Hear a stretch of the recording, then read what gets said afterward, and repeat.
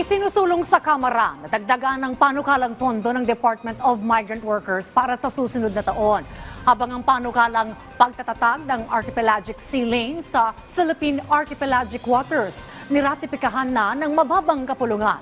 Si Melales Mora sa report. Lusot na sa committee level ng Kamara ang panukalang pondo ng Department of Migrant Workers para sa susunod na taon. Sa talakayan, naungkat ang iba't ibang usaping pang OFW at ang mga hakbang ng DMW ukol dito, bagay na umani ng suporta mula sa mga kongresista.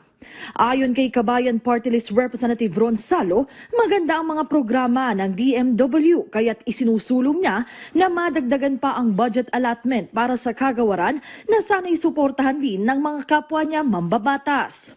Sa ilalim ng 2025 National Expenditure Program, higit 8.5 billion pesos ang panukalang pondo ng DMW kasama na ang OWA. Mas mababa ito kumpara sa hinihingi ng DMW pero tiniyak naman nilang anumang mangyari, maglilingkod sila ng wasto at buong puso para sa ating mga kababayan.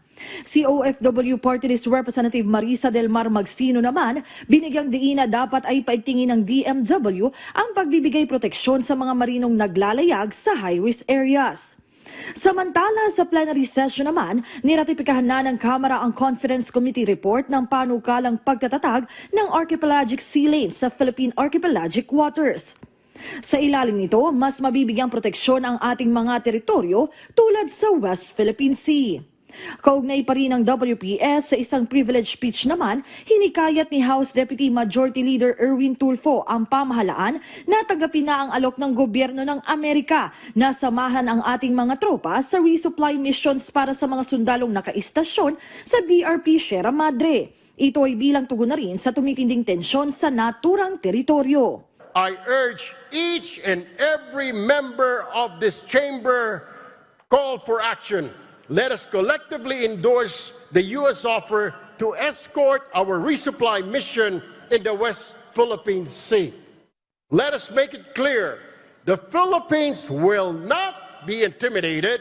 We will not bow to any form of coercion. We stand firm, ready to defend our territorial integrity and uphold our rightful claims in the West Philippine Sea. Melales Moras para sa Pambansang TV sa Bagong Pilipinas.